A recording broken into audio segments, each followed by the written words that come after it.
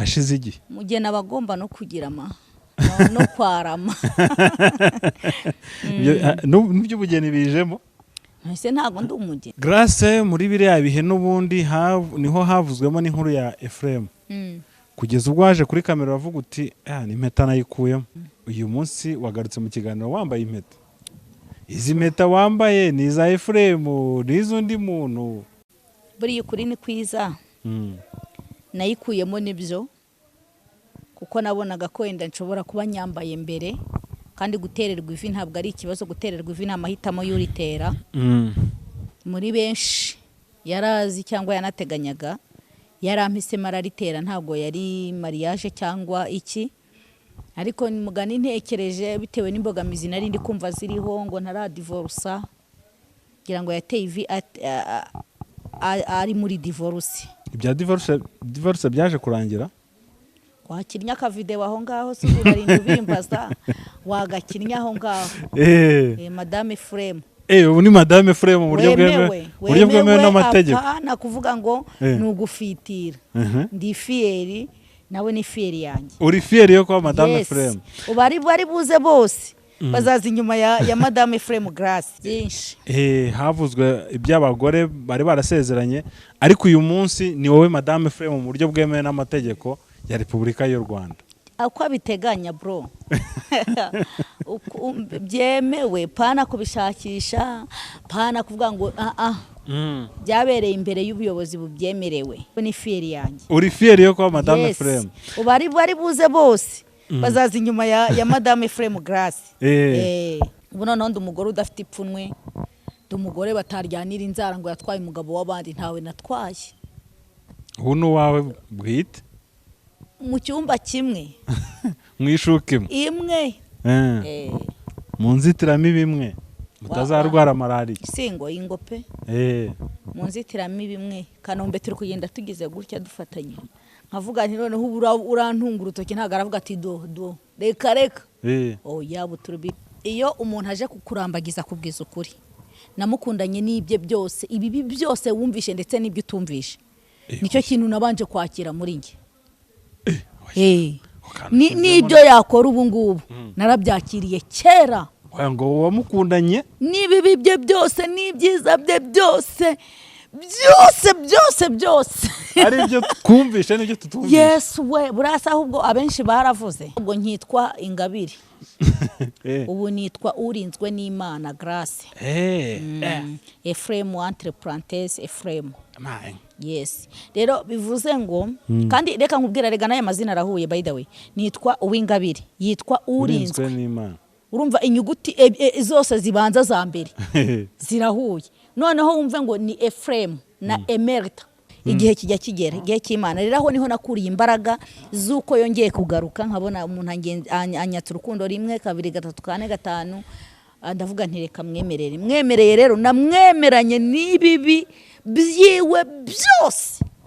Niho hantu nakuye imbaraga. Abantu batangiye no kumubona turi kumwe bakajya bavuga ibintu byinshi, umumama urera abana biwe ntuzamushobora ibiki n'ibiki, bamwe wajya gubyumva ngo ni inzobe ngo akurikiye, ariko nimbara abantu bafite urugo rwiza. Grace ndimo. Uzi ko aribwo amenye ko kuba umugore bibaho. Nawe ariko mana nyiringabo ubu nibwo ndi umugore Evo. Ubundi ntabwo ari umugore. Menya nari naraherekeje abandi.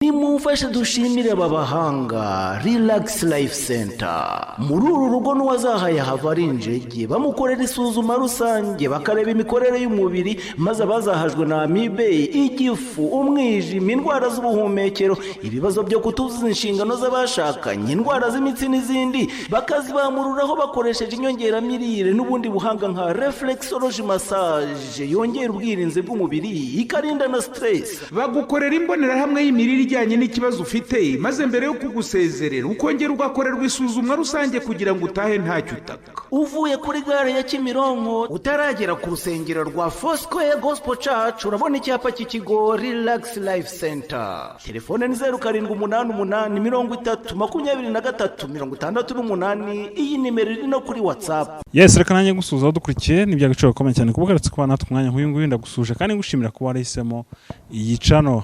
Hano hantu twicaye ni kuri Makita Tent Design, niko bahita, n'ahantu heza cyane wakorera ibirori byawe cyane cyane abantu bafite ubukwe. Ahantu ndahagushimiye, hari ihema rinini ryiza rishobora kwakira abantu basaga 800, hari ubusitani bwiza cyane nk'uko ubibona, n'ahantu hasa neza cyane muri rusange. Wifuza ibindi bisobanuro wahamagariza nimero kandi ndakwizeza ko ibiciro rwose biri hasi cyane ku buryo bitazakugora. Uraho neza kuri Makita urahabona? Ariko ndahabona ahantu bafite ubukwe, ahantu kuhakorera ibirori, uretse no gukwa byonyine no kuharira udahari ari nk'urugero haba hashimishije, haba haryoshye. ariko noneho akarusho kuba hakorerwa ubukwe no mugisha ukomeye. Nanjye abonye ko umukobwa wanjye yakuze, ngiye gufata itariki hakiri kare. Yes. kuko aha hantu atahakoreye ubukwe wapi. Grace rero ni igihe kinini utagaragara muri social media. Wari wabaga ubu ni kinini evo? Ni kinini ko ndaho ndamahoro. Buri umuntu baramenyereye buri munsi buri cyumweru nibura kumubona muri social media. Iyo hashize amezi abantu batamubona. Amezi yarashize? Yarashize igihe gara. Hashize igihe. Mugena abagomba no kugira no kwarama. N'ibyo bugeni bijemo. Ese ntago ndi umugeni. Ntacyo buraza kubitubwira neza. Oya ntambe babwira, narabibabwiye, ahubwo nyine iyo wabaye umugore hari izindi shingano nyine uburimo zishobora gutuma wenda hari ibindi uri kwitaho. Yego, ntabwo ari urwango. Karabura cyamenya gusenga se cyangwa warabiretse? Ese mwako ariyo diplome. Gusenga niyo diplome n'ukuri. Gusenga rero bisobanuye iki kuri wowe wenda mbere yuko tunabijyamo? Gusenga ni ikintu gikomeye kuri njyewe. Gusenga byampinduriye ubuzima. Gusenga ni imfatiro zo kuba Grace, ndi Grace. Ni ibintu nubaha cyane, ni ibintu mpa agaciro, kandi nta nubwo ari kuri njye gusa, bwo ku muntu wese numva ngo arasenga. Biha agaciro cyane kuko gusenga ni intwaro tugendana ahagaragara n'ahatagaragara. Kandi ni umutungo wimukana ku giti cya buri muntu. Yego, ku giti cye. Yego. Isengesho ryawe riba riteye rite? Biterwa n'igihe ndimo. Tunyuriremo. Ubwo uraza kutubwira ibyo bihe, unatubwira uko isengesho riba rite. Ahubwo wowe wambaza ngo isengesho ryo mu gihe nk'iki kuri wowe riba rimeze gute?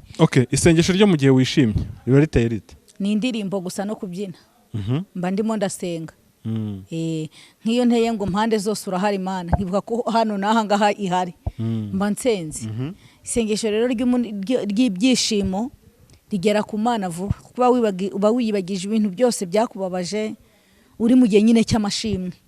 Iryo sengesho riba rifite imbaraga. Urugero naguha, uzarebe iyo umwana kwatsa ikintu ukakibura arababara, ariko iyo akwatsa ikintu ukakibona agenda aririmba ti mama cyangwa se papa, ubona afite ibinyamuneza. Nuko natwe rero Kristo iyo yatunejeje nuko muri make yatumera. Tuba twumva dufite imbaraga zidasanzwe. Yego. Yego. Iyo ubabaye isengesho ryo riba riteye rite cyangwa nta gusenga? Iyo mbabaye. Iyo mbabaye ndasenga, ariko ntabwo nsenga nkuko nagasenze nishimye. Iyo mbabaye nsenga haganjemo wenda marira, nkunda kurira. Mosiyo zikunda kumfata cyane. Ariko nabwo ntago bitinda. Ntago umubabaro wanjye ujya umara umwanya. Ntago umubabaro wawe ujya utinda? Oya, ntago ujya utinda. Iyo umuntu aje kukureba wenda ashaka umusengera ariko wababaye, yego, umusengera gute? Ibyo nibyo nahozemo ntago byananira, ndabikora kuko Kristo ikintu akora abanza agafata umutima wawe akawibagiza umubabaro, hanyuma kuko ari inshingano ze, hanyuma akaguhuza n'ugiye gusengera, izina ry'Imana rigahabwa icyubahiro. Yego.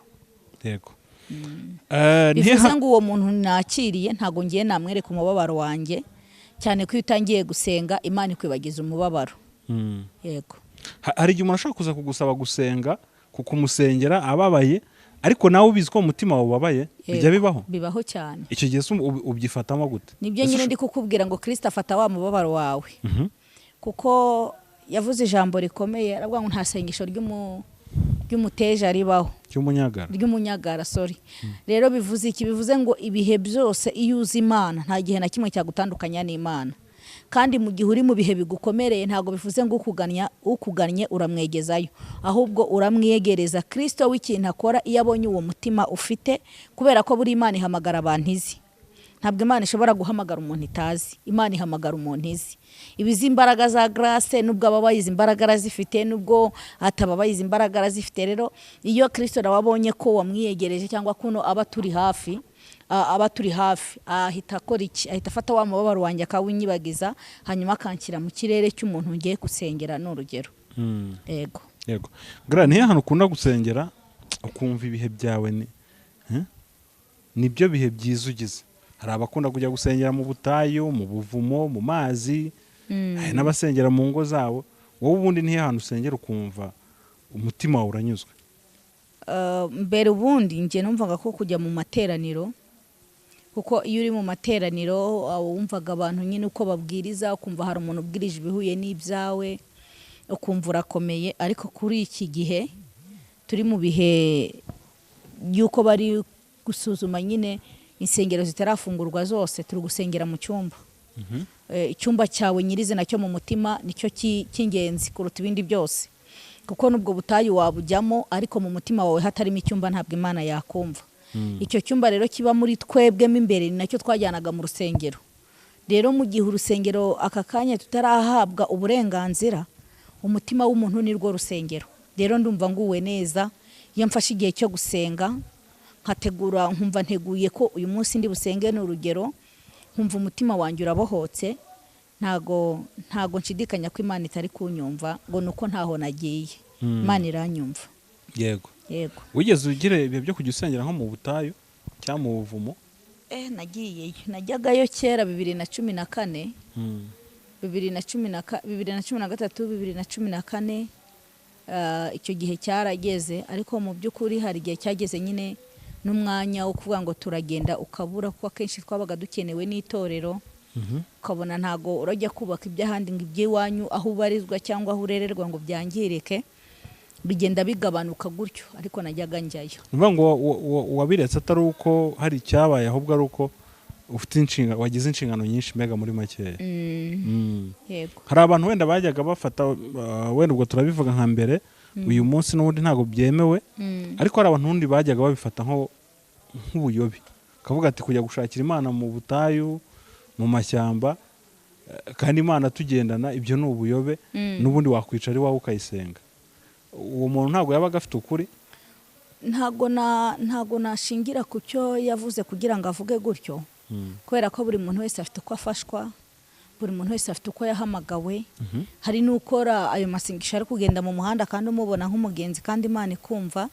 Ahubwo ntekereza ko gusenga gutyo kwabaga ari ukwihererana n'Imana. Hari ibyo yahunze yateye umugongo, akavuga ati wenda reka ngende ahantu ndaba nicaye Imana iranyumva. Niko nabyumva, ariko we bitewe n'uko wenda yarari birashoboka kuko ariko yabyumvaga. Rero numva ntahakomanta cyane, kuko buri muntu wese agira uko afashwa cyangwa uko yahamagawe. Yego. Gra twari tuvuze ku isengesho, banza udusengere noneho tubone kwinjira mu kiganiro tugiye kuganiraho. Uri Imana yacu, uri Imana ishoboye byose, uri umubyeyi wuzuza inshingano zawe neza, izina ryawe nirihimbazwe. Duciye bugufi ngo ushyirwe hejuru, Uwera wa Isiraheli habwa icyubahiro. Twinjiye mu mwanya w'ikiganiro. Iki kiganiro nikiyoborwe nawe, abadukurikiranye no bahumugisha, abagiteza amatwi bahumugisha. Ineza n'ubuntu bwawe babeho, uturinde kuyobora ahubwo tuyoborwe nawe. Dusenze twizeye mu izina rya Yesu Kristo wa Nazareti. Amen. Reka rero tugaruke noneho ku gice kigendanye n'umurimo. Grace, abantu bakumenye cyane mu rusengero, abantu bajyaga bavuga ati wa mubyeyi ubyinira uzi kubyina cyane. Uyu munsi ntago tukikubona. Grace yihishe he? Umurimo ari kuwukorera hehe? Nabyo abantu bakwiye kubimenya, abakunzi bawe baba babibaza kenshi. Bimeze bite uyu munsi, umurimo uhagaze ute? Uyu munsi icyo nabwira abakunzi banjye, dutegereje ko wenda urusengero rwacu ruzemererwa hanyuma tugakora umurimo, ariko mu gihe wenda hano bitari byakunda ntabwo ahari byatuma anyanga kubera ko atari kubona mpimbaza.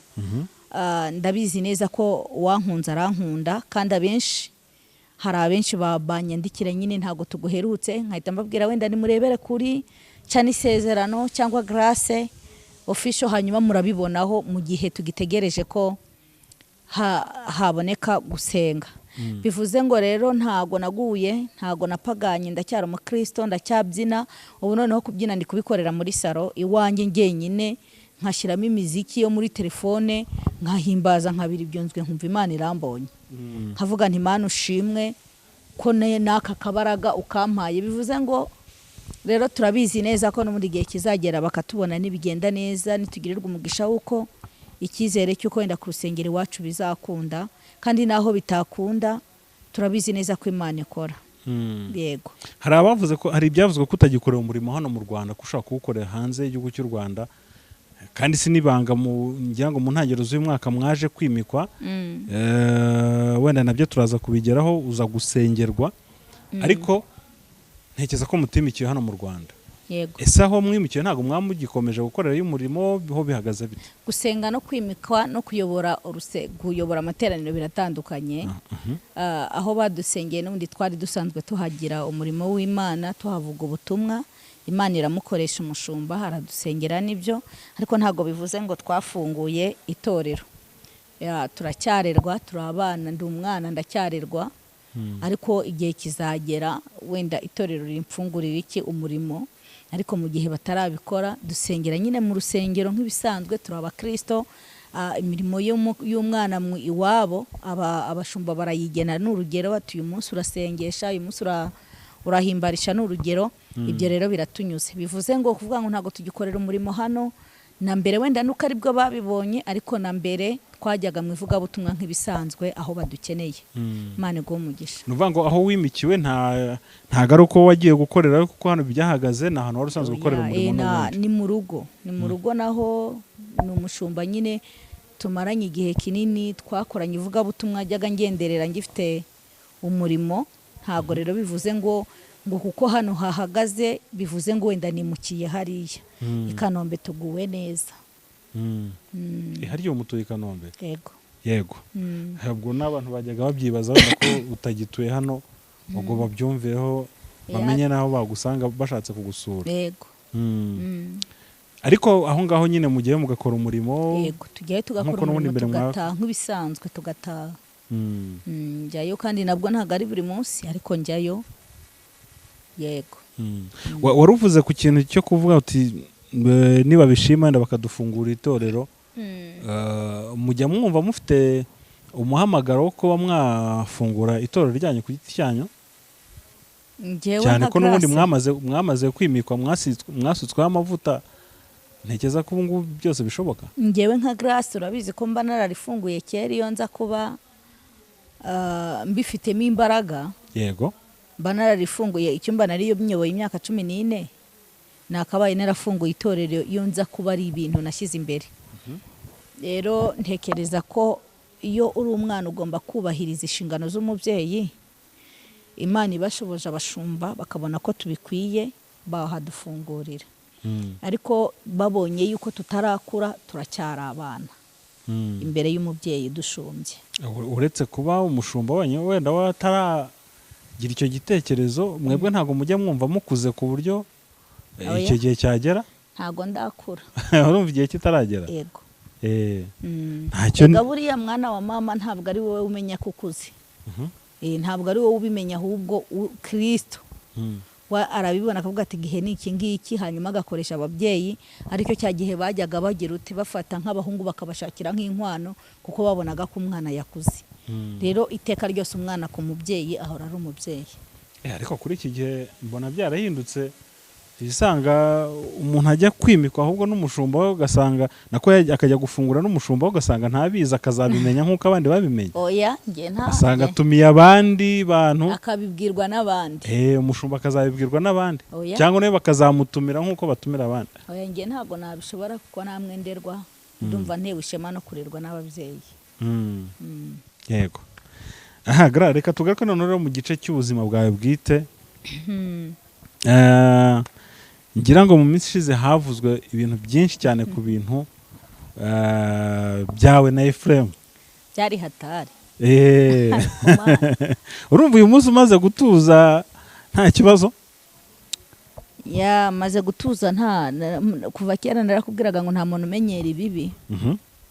Kandi nta n'umuntu wiga amashuri ngo yarangize, turi mu isi tukiga, ariko uko biri biraruta mbere. Biraruta mbere urumva umaze gukomera? Cyamaze gukomera pe, maze gukomera. Kuko muririmbyi yuzuye umwuka aravuga ngo nta hantu haba Imana itakura umuntu, nta n'ahantu heza Imana itageze umuntu. Rero uko biri maze gukomera, kandi nari nanakomeye wenda nubwo umuyaga nyine utabura, ariko ndashimira Imana uko ndi. Yego. Biriya bihe wabyigiyemo iki, byakwigishije? Biriya bihe havevo. Biriya bihe byanyigishije umuntu muhera hasi mwusa hejuru. Ni ibihe nagezemo nkajya nicara gutya, naba nicaye uku nguku nkavuga Mana ko nitanze mu mbaraga nari mfite, byibura ngo nanjye unyandikire umugisha. Ibintu ndi kubona nibyo. Biriya bihe byanyigishije umuntu usigaye navuga ngo ntarabonaho ni wowe. Ni wowe pe. Mu bantu twari turi kumwe mu buzima busanzwe bwa hano, bamenye amakuru yanjye buri munsi duhura, pana wenda tuvuge ngo inshuti zanjye ziri hanze wapi, ahubwo nyine muri rusange hano nshobora kubwira Evode nkamubwira nti Evode waramutse, ni wowe usigaye. Wowe ntigeze mbona unuko aho umwotse pe. Imana izaguha umugisha Evo. Ariko abantu bose, imbaga y'abantu 340 400 nabaga mpagazemo, buri muntu wese namukuyeho urupapuro. Namukuyeho urupapuro rwanditse avuga ntahangaho umutima w'uyumeze utya gutya, mbese narize. Kandi nta nubwo rega twashoje, turacyari mu isi. Ntago byaraguciye intege wenda uvuga uti niba abantu nizeraga, abantu twasangiraga, abantu twabanaga bimeze gutya, nkora umuntu akagusebya yambaye umwenda wamuguriye. Nicyo kintu cya mbere cyambabaje. Ukajya kubona aho byabaye se ngo iki ahubwo kuri makita yo haruguru, uwo muntu niho yatangiye iki. Nakubita amaso nkavuga nti uyu muntu se yari yagiye kuvuga, nkahita numva yewe we, nkavuga ni Mana Nyir'ingabo, byibura nta kimenyetso gihari wandeberaho ngo ndengera. Ariko nashimira Imana ko yandengeye. Ejo bundi harya ntago naguhaye akavideo k'umuntu wansebeje cyane, ariko nsaba imbabazira. Ndumva narakabonye, ariko singe wakaguhaye kuko karacicikanye. Oya ni wowe wakampaye, ni wowe wakanyoherereje. Ubwo rero hari igihe nyine umuntu ashukwa bijya bibaho, ariko Imana yamugarura nyine kuko uhora ufite imbabazi za kibyeyi, ukavuga ati reka mubabarire.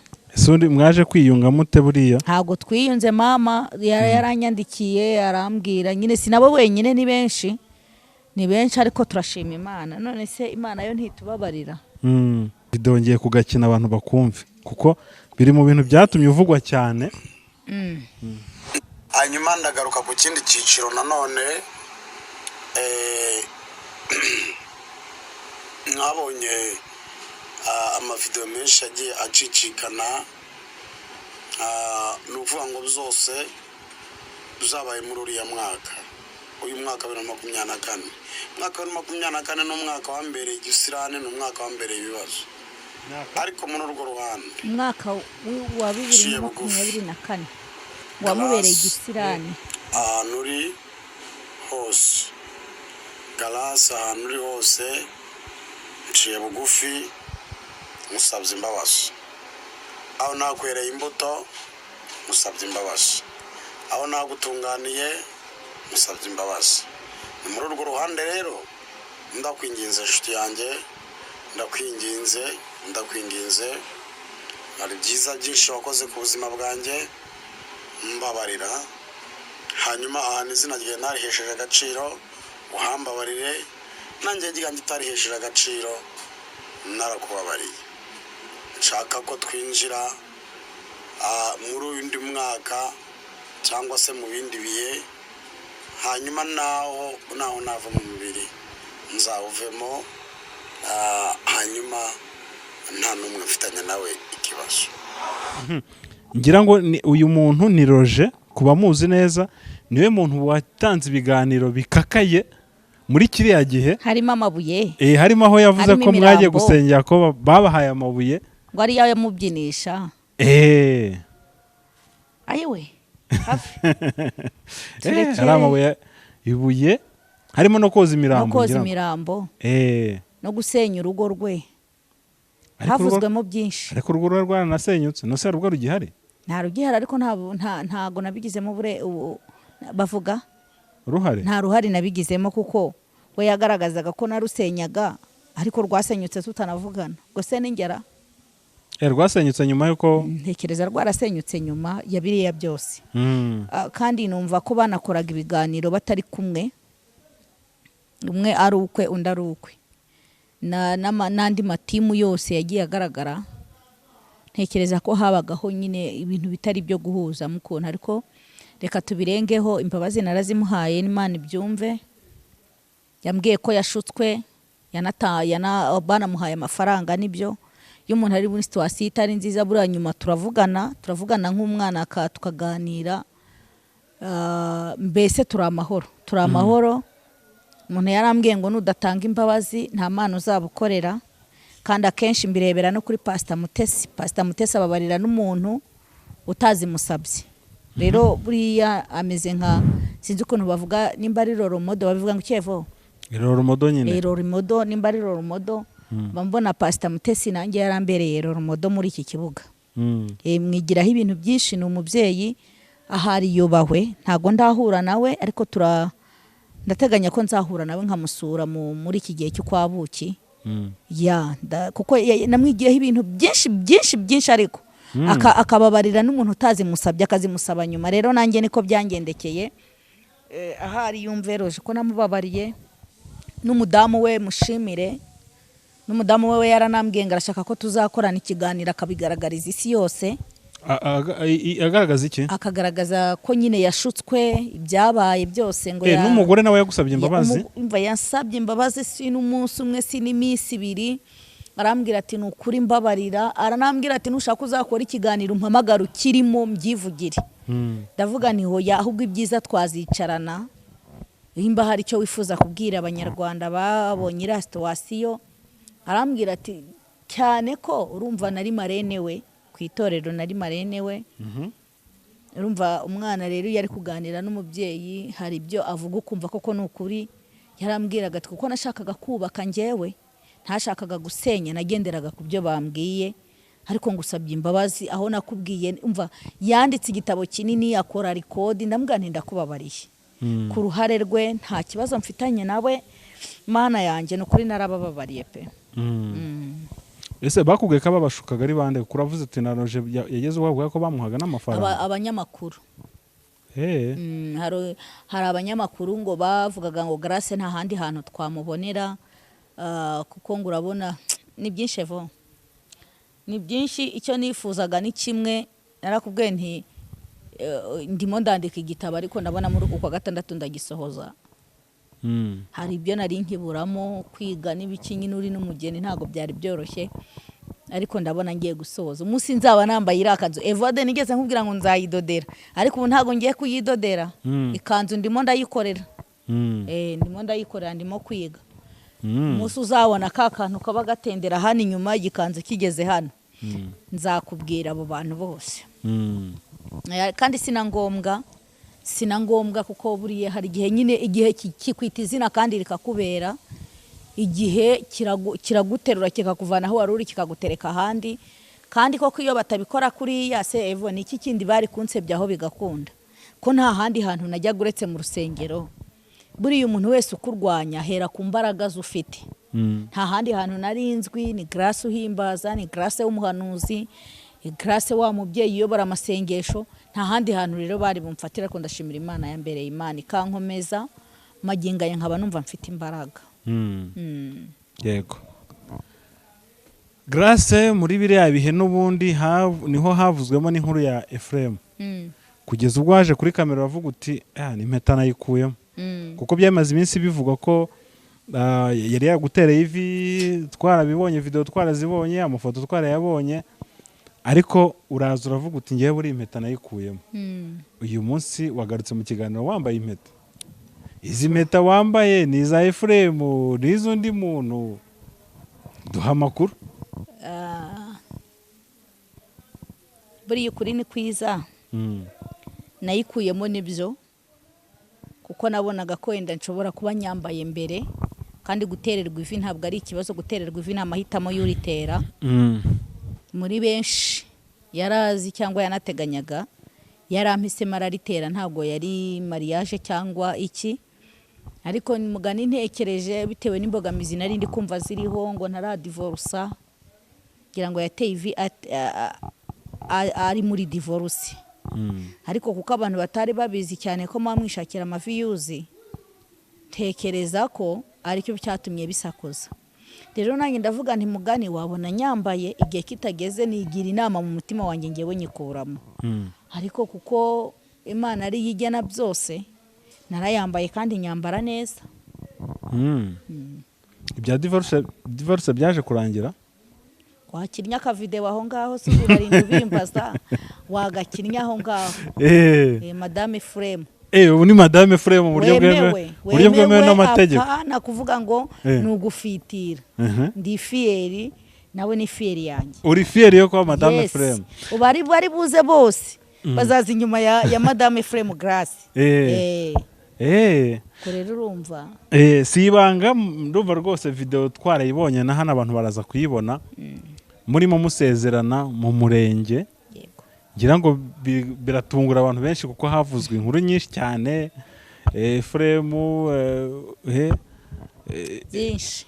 havuzwe iby'abagore bari barasezeranye, ariko uyu munsi ni wowe Madame Efuremu mu buryo bwemewe n'amategeko ya Repubulika y'u Rwanda. Uko abiteganya bro.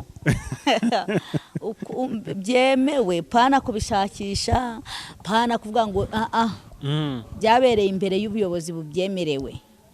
Mu ruhame rwa benshi. Ariko mana, Imana yanjye we, ganyira ingabo we. Ariko reka nkubwire buriya Evo, nimba ari uko buriya hari igihe utekereza ikintu ukavuga ati kuko wenda umuntu wese nta muntu utakatababaye, ariko buri muntu wese najya kuvuga ajya abanzana ananatekereze neza. Buriya niyo mpamvu ujya ubona ntajya nicara ku muntu ngo muvuge ko baca umugani. Sinzi umuntu wigeze uvuga ngo umuntu numusanga mu kibazo kimukomereye, ntukagire imbaraga zo kukimusenyeshamo, ahubwo gira imbaraga zo kumukomeza, hanyuma azagushimira. Sibyo? Yego. Rero urugamba naciyemo nta wundi muntu wari kurunkuramo uretse Kristo. Ariko ndatekereza ko narurwanye neza, abantuka, abankuraho inkuru, abagira ute. Imana yarankomeje, mbese yaba ari n'ubona ariko nasitaje mbenya muri kiriya gihe nari kugenda nkamusaba imbabazi kandi bikagenda neza. Ariko ndashimira Imana ko ibintu bikoze ku mugaragaro neza. Efuremu bavugaga ngo ntabwo yari yadivorusa, yaradiforushije kera. Ubu ni uko ari ubu ntangiye kujya ndekura amafoto buhoro buhoro. Ariko turi amahoro. Ubu noneho ndi umugore udafite ipfunwe, ndi umugore bataryanira inzara ngo yatwaye umugabo w'abandi, ntawe natwaye. Ubu ni uwawe bwite? Mu cyumba kimwe. Mu ishuka imwe. Mu nzitiramibu imwe, mutazarwara malariya. Singo y'ingope. Mu nzitiramibu imwe. Kanombe turi kugenda tugize gutya dufatanye. Nkavuga nti noneho urantunga urutoki, ntago aravuga ati do reka. Yabo turi biremewe. Ubu biremewe. Gra wakuyeho imbaraga zo gutegereza hejuru y'amagambo yari yavuzwe, hejuru y'uko yari atarabona divorce. Wakuyeho imbaraga zo gutegereza kugira ngo azabone divorce, musezerane mu buryo bwemewe n'amategeko. Evo, buriya urukundo wo rushaka ruramusanga. Urukundo wo rushaka ruramusanga cyane. Ikindi, iyo umuntu aje kukurambagiza kubwiza ukuri, namukundanye n'ibye byose, ibibi byose wumvishe ndetse n'ibyo utumvishe, nicyo kintu nabanje kwakira muri nge. N'ibyo yakora ubu ngubu narabyakiriye kera. Ngo wamukundanye n'ibibi bye byose n'ibyiza bye byose byose ari byo twumvishe n'ibyo tutumvishe. Yes we burasa ahubwo abenshi baravuze kuko zari inama zakorwaga zikozwe wenda n'ababimva ko ari byiza. Hari iby'Imana yagiye ikinga mu kuboko ariko timu yari nini, zari nini. Rero ndagira ngo nkubwire ngo ajya kumbwira ngo ndagukunda, ndakwibutsa ko Ephraim dukundana 2012. Mwakundanye 2012? 2012 ndamubenga. Ndamubenga arashaka nanjye ndashaka. 2017 Ephraim nareze umwana we w'imfura ye. Ngiye ubwanjye mufite mu marana igihe kitari gitoya kandi icyo gihe yari yarasenye. Urumva namurereye umwana 2017 ntekereza ari bwo yarampaye uriya mwana we w'imfura. Kandi Ephraim yari yarasenye ariko ngewe nari nkigize nari ncyubatse. Uwo mwana ndamurera mushyira muri famiye n'undi nareraga akajyaza ati meze nabi nsengera nka icyo gihe cyose. Rero iyi Imana ihuje ikintu nta muntu n'umujye ukitambikamo. Nanjye ndashaka ariko ngewe nsenye narabimuhishe. Ahubwo uribuka uza gufata amateraniro 2000 na Karumeli wacu ku rusengero. Hariya niho Ephraim yamenyeye ko nasenye. Bundi narasenye ndabimuhisha akajya mbwira amakuru y'umwana nkamubwira nti ni meza munyoherereza nsuhuze nkamumwoherereza tugahura nawe agasuhuza umwana nkongera umwana nkamucyura mu bwenge bukomeye. Nta muntu n'umwe warubizi uretse ntekereza amabukwe ari we muntu waruzi ibyo bintu. Rero Ephraim ntago dukundanye ubu ngubu. Ephraim tuziranye kuva kera ahubwo nuko ari bw'isezerano rigize ute risohoye. Nanjye ndagenda nagerageza biranga nkuko nawe yagerageje bikanga. Kandi kugerageza bikanga si ukubura umunyabwenge, nta nubwo ari twe byasorejeho sibyo. Rero turashimira Imana yo igifata ikintu kidafite ishusho ikagiha ishusho. Rero nuko ari hari abari babibonye ariko urumva mu by'ukuri twari tuziranye. Rero umuntu ujya kukwizera akaguha umwana we mutari kumwe, uwo mugabo aba yarababaye. Yaba yarababaye nta zindi nzira afite ko yarambwiraga ati ndabona urera abana, ubwo urera abana mfasha uyu mwana. Kubera wenda akazi yakoraga ntago byari bimukundiye. Nako ndashima Imana ubu mfite umuhungu mukuru cyane. Nta wamubonye? Naramubonye. Aransumba koko Mana yacu have. Rero nibyo nakubwiraga ni kuko twakundanye kuva kera muzi. Rimwe na rimwe akajya nsanga n'imbaraga ze zishize nk'umuntu mu Kristo bijya bibaho ntago duhora dukomeye. Ngiye nkamuhumuriza komera.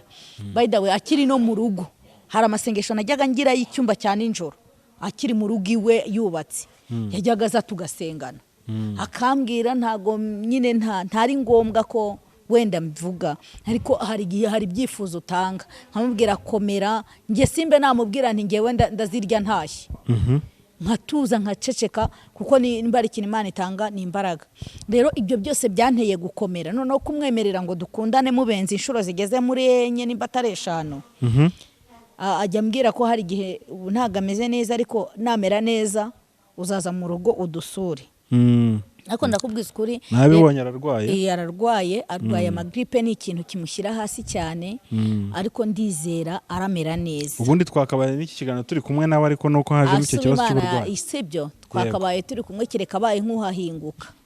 Wenda akahinguka ko yaragiye kuzana imiti ariko nubwo atanaza tuzicarana dushima Imana utuganiriza kuko mba numva bishaka ko tuganiriza turi kupura. Cyane tugomba kuganira. Ntabwo nkitwa Ingabire. Ubu nitwa urinzwe n'Imana Grace. Ephraim entre parenthèses Ephraim. Yes. Rero bivuze ngo kandi reka nkubwira rega naye mazina arahuye by the way. Nitwa Uwingabire yitwa urinzwe n'Imana.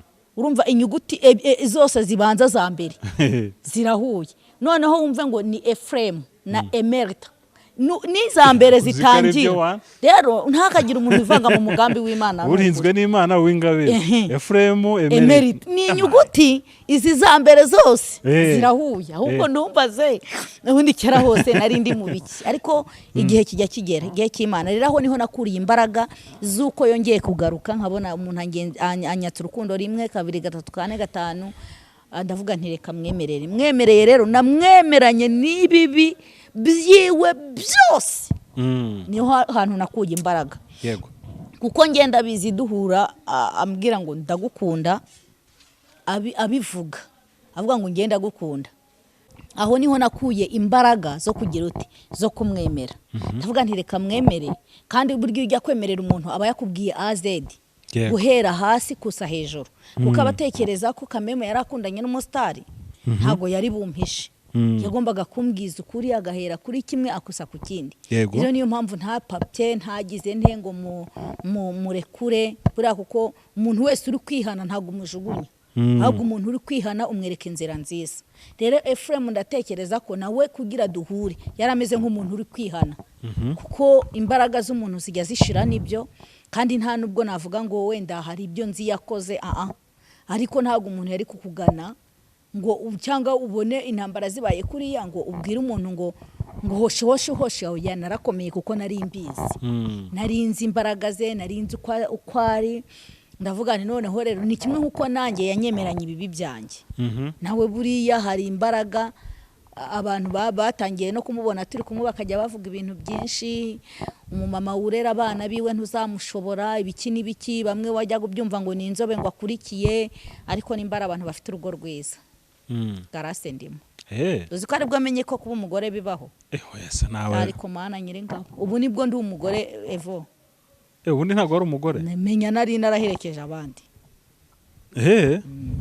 ubwo rero ndashimira Imana ndashima Imana rero nari kumureka ngo nuko bigenze kuriya nkamujugunya nagize imbaraga ndakomera yego hari umuntu ushaka kumva watangiye urumva mwateretanye 2012 hari birangaza kukuzana umwana 2017 uramurera bivuga ngo icyo gihe n'ubundi mwari mufitanye rero hari ukuntu mushaka kuba mwari mufitanye ubusabane arashaka kuvuga ati ahubwo ushaka no gusanga wenda n'ibyo byagiye bibasenyera ubwo busabane mwari mufitanye nta busabane kwa dufitanye kuko nge namubenze kera yego kera ngeraho nshaka nge namutanze gushaka namutanze gushaka ahubwo nyine kuko wenda kuriya uvuga ngo uyu muntu n'umunyamasengesho kandi ndabona afite abandi bana rera cyo cyatumye mufatira uwo mwana ariko nta bundi busabane nta telefone yanjye ubu se nari kuba hari ubusabane twagiranaga mu bantu bavuze nta muntu wari kujya avuga ati n'ubundi yaramuhamagaraga hari ibyo bigeze wumva reka wenda ibi byari hagati yanyu ntabwo twari kubimenya buriya abantu bakundana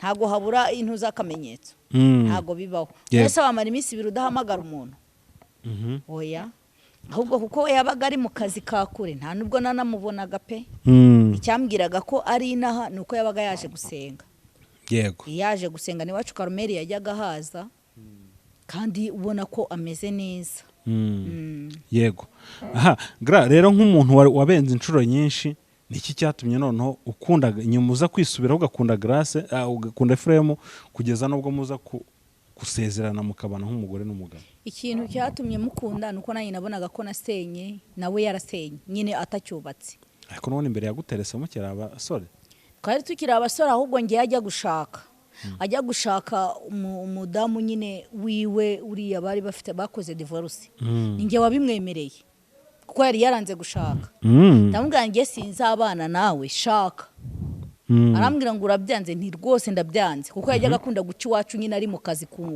mu kazi turi nko ku muhanda agatambuka ari mu kazi yego rero nge nabimwemereye icyo gihe ndamubwira nti rwose igenda wishakire nanjye narashatse ni urugero ni kuko nanjye nari mfite umwana ndamubwira nti nanjye byararangiye aragenda arashaka pe ntabwo rero bivuze ngo iyo nza kuba ndi umuntu icyo gihe nari kuba kuko n'umuntu wabyariye mu rugo nta cyizere cyinshi uba ufite icyo gihe nari guhabuka nkagenda nkabana nawe ariko ntabwo byakunze igihe cyari iki ngiki yego igihe cyari iki ngiki tubwira ibintu nka 5 rero wakundiye Ephraim buriya hari umuntu wavuze ijambo rimwe aravuga ngo umugabo wanjye ni mwiza kubera ko kuruta mwebwe mwese kuko ari we ndarana nawe uriya mugabo ni mwiza yateje abantu ihahamuka abantu bavuga badakwiye kuvuga bashyira hanze ibyo badakwiye gushyira hanze buriya hari n'igihe nibajije nkajya nibaza aba bantu kuko iyo biza kuba abana ari ababo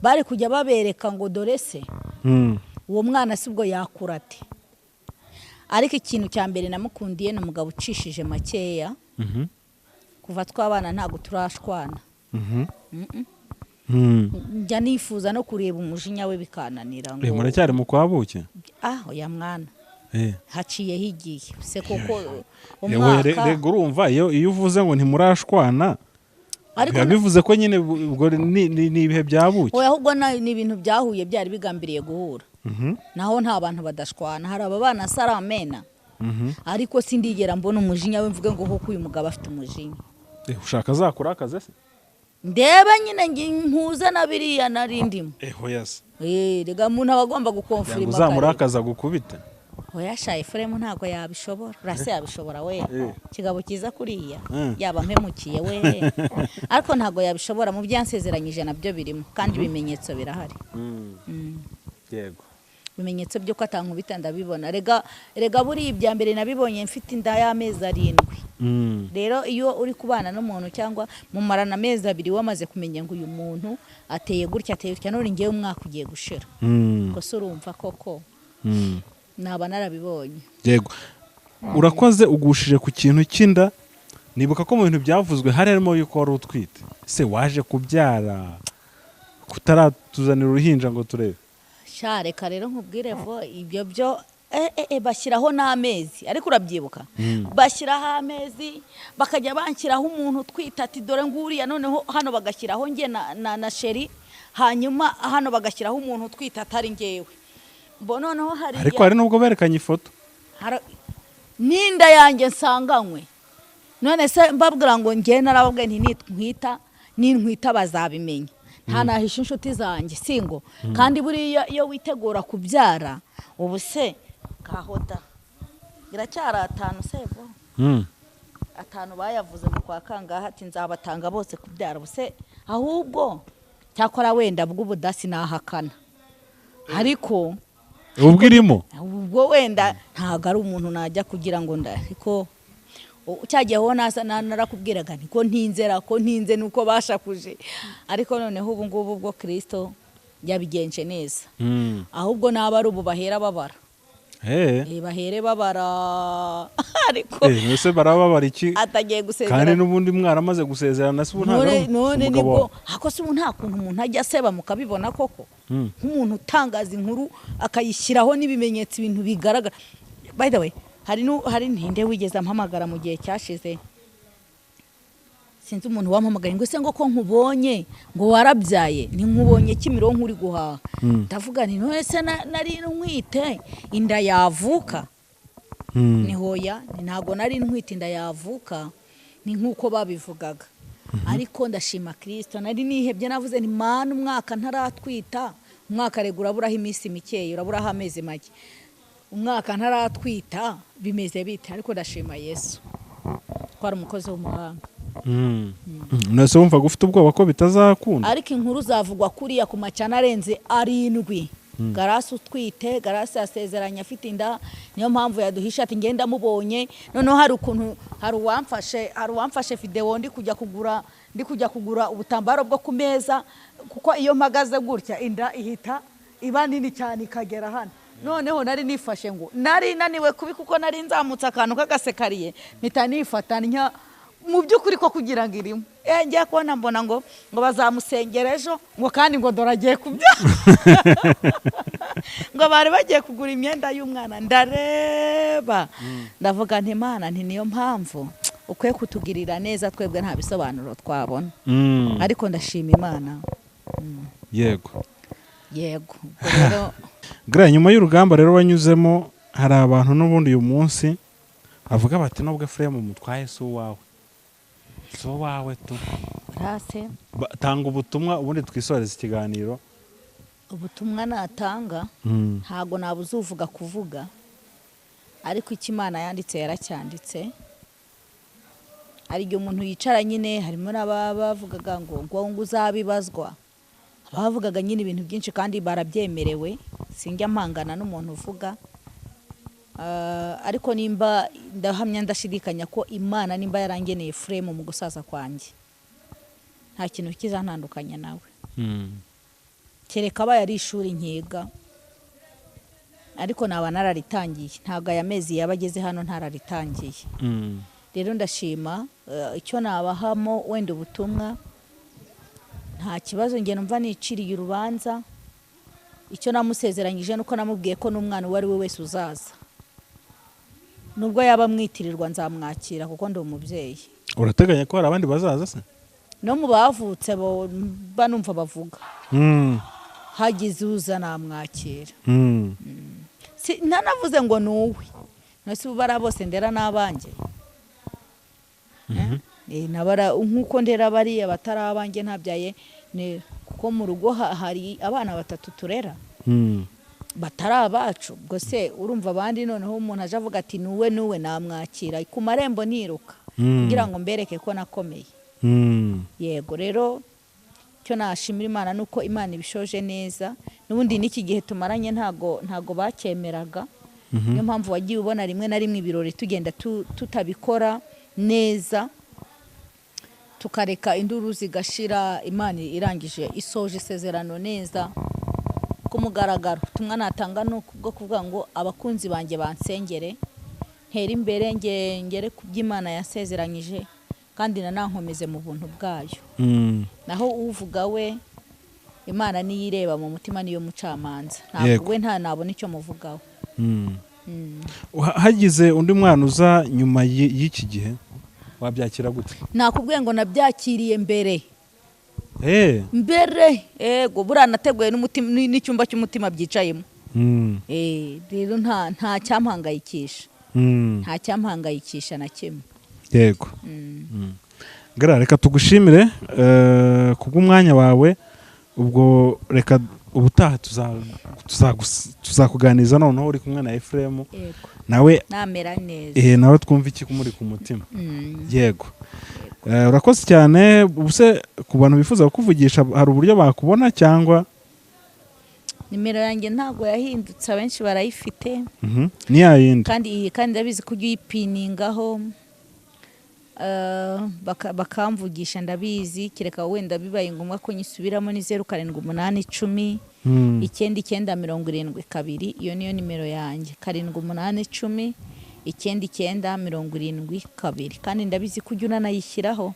Harimo n'abambwira ngo ntago tuyibona, ariko ndakubwiza ukuri Evode nta muntu ajya akoresha ikiganiro ngo ananirwe gushyiraho nimero ye. Waba wabimusabye utabimusabye, mujye mupininga muri ayo magambo aba yanditseho ya titire, hepfo haba hari nimero.